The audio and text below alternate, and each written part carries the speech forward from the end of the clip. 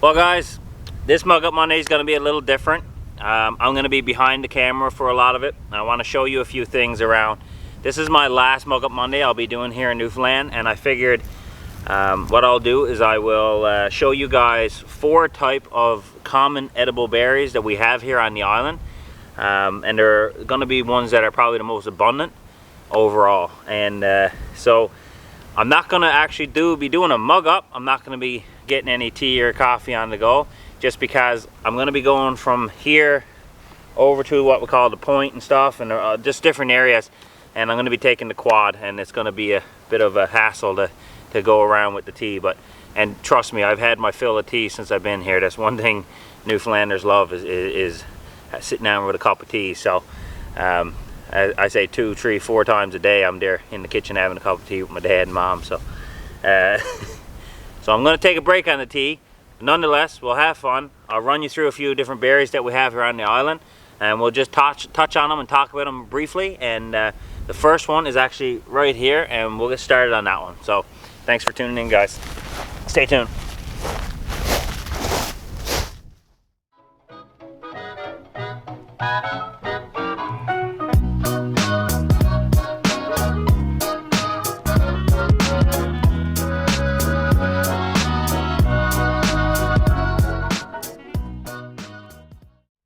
So this berry is commonly known as blackberry.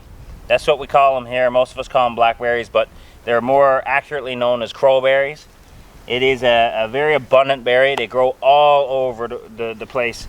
They're everywhere. They say, when you do some research on these berries, they say that they are in more shaded areas, but I call BS on that, because here, especially on the island of Newfoundland, they are everywhere, and they're in the open like this. Like, this is covered in it. There's entire little islands off the shore here that are just coated. The entire island's coated in just these berries. And you do see them in these areas, like on higher cliffs and where there's not a lot of soil. Like, I can put my finger in the ground here, and I'm down not even, just over half my finger, and I'm hitting rock. There's not a lot of soil here, but they do accumulate on rocky areas and that, in tundras and forested areas, and musket areas. They're all over the place. The berry doesn't have a lot of flavor to it. It's a little tart, but if you cook them, or if you freeze them, they'll sweeten up real nice. It's a really nice berry. The whole thing is edible. The seeds are really, really tiny in it. You don't have to worry about the seeds. And I enjoy them. I think they're a good berry to eat, but kind of hard to see when you're just looking at the ground, because you see this low brush, but this is the blackberry brush. And just an all-around good berry. I enjoy them a lot, because we don't have, not to my knowledge anyways, we don't have the blackberries, the traditional blackberries that look like raspberries. We don't have those here. This is what we consider blackberries. But these berries will sit here within its own plant all winter long, and this is one of the easiest and quickest source of food for bears getting out of the dens. We talked about before on previous videos I did how Newfoundland bears on average are bigger and they weigh more. They're not necessarily record breakers because of the skull and skeletal size, but the weight of them, the sheer weight, they tend to be heavier than on average than their mainland counterparts, because the bears did develop on an island, so they are different that way. They have some physical distinct differences, but when they wake up after a long winter, there's berries all over this island readily available. Sugary sweet snacks ready to eat as soon as they wake up, so that gives them a head start. And this is one of the berries that'll do that. They'll sit there like this, the snow will hit, the snow will melt, and they'll still be there like that early spring. Here we have another berry. There's so many berries here. There's berries mixed amongst the berries, but we're going to focus on these little red ones right here, right now, which aren't in the best of shape. And I think a lot of that has to do with the fact that there's actually been a bit of a drought on the island, and there's been a fire ban and things like that. So The berries are a little shriveled up, dried up a little bit, but these particular berries are cranberries. So in Newfoundland we do have wild cranberries, and they grow abundant as well. They're all over the place.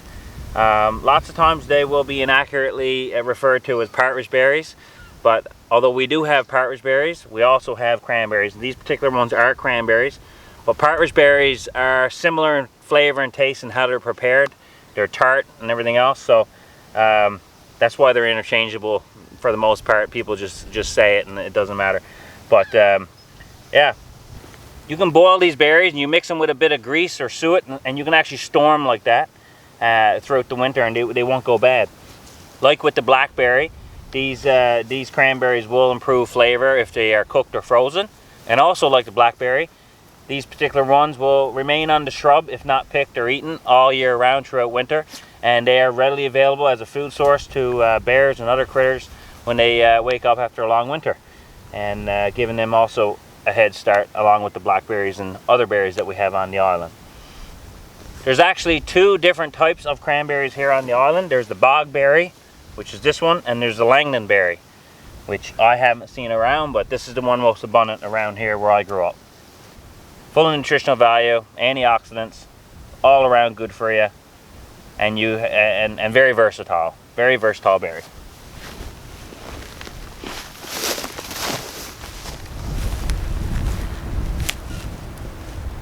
So all these red berries that you see in little bunches, they're called, you got it, bunch berries. So these bunch berries, they have a very mild flavor. There's not a lot of flavor to them. They have a single pit in the middle, one single seed, which is edible. You can eat the entire thing.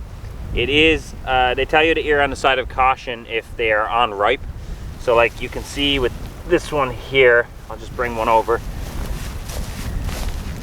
This would be considered, I guess,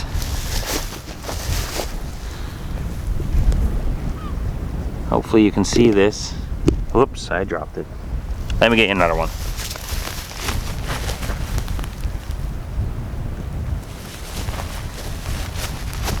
They're all pretty much ripe, but I mean, it's like any other berry. I don't even know why I'm showing you this, but if it ain't the color it should be when it's ripe, it ain't ripe. Pretty self-explanatory. If they're not ripe, they can cause stomach aches and stomach cramps, so to avoid eating them. As well, anything with a pit or big seeds, you should limit it because it could cause constipation in that as well. It could bung you up. So, but the berry itself, the outer portion, got a bit of a skin that's very similar, I would say, to like a grape, like a grape peel. It's a little thicker than most berries. The inside has a bit of like a meaty texture. It is fibrous, but not fibrous as in like a woody fibrous, but fibrous as in like as meat would be. It has like strands to it. Not a lot of flavor, a little bit of sweetness. Just an all-around good berry though. Something a lot of people don't take advantage of, but they do grow in abundance.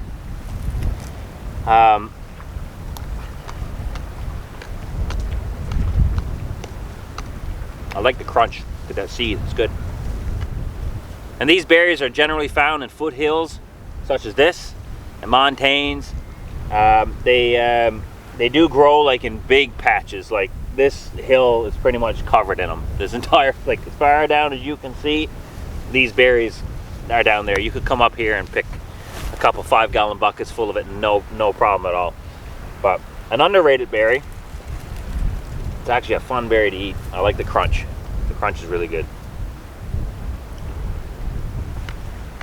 Like most edible berries, they are full of antioxidants and nutritional value as well. All around, good berry to eat. The last berry we're going to talk about is the blueberry. Probably the most common berry in North America.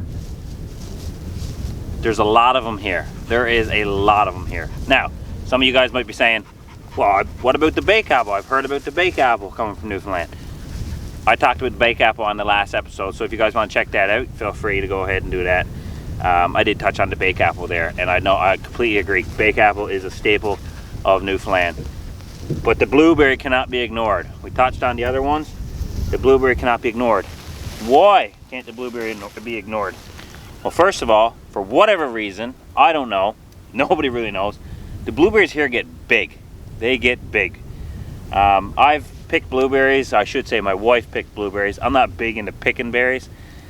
Kills my back, but my wife, she likes to go out and harvest berries and stuff like that. But and we've done so in Nova Scotia. We've done so in up in Labrador. We've done so in New Brunswick.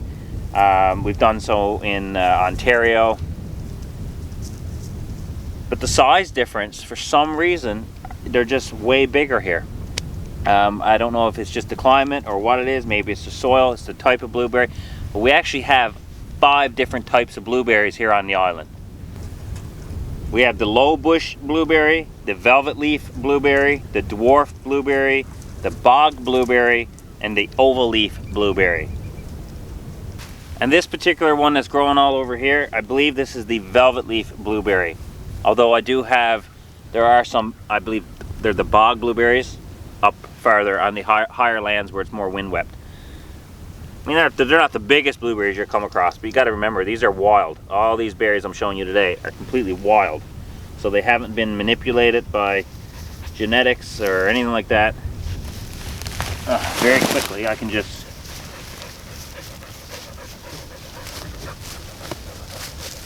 after dropping a couple. See? They're a good sized blueberry. And very tasty. And as many of you guys already know, this berry can be eaten raw, cooked, turned into jelly, turned into jam, made for pie fillings. You can do what you want. You can preserve them, you can dry them out. Blueberries are extremely versatile, but I mean, most people know that because it is probably one of the most common and well established berries in North America is the blueberry. Really, really good. So many. So many. They're everywhere. It pains me because the trails that I drive the quad on are full of blueberries. You got to drive over them because they just grow up everywhere around here. And right as far as high tide, they'll come up right next to the salt water. Well, thank you guys for watching another Mug Up Monday. This is the last one I'll be bringing to you guys, at least for a year, from here in Newfoundland. But I hope you guys enjoyed it. I know it was a bit of a different format this time, and I never actually had a mug to mug up. However, I hopefully you guys can learn a little bit about this place and take a little bit away from this. And thank you guys for all your continuing support, and I'll see you guys on the next one. Take care. Ooh, a crab!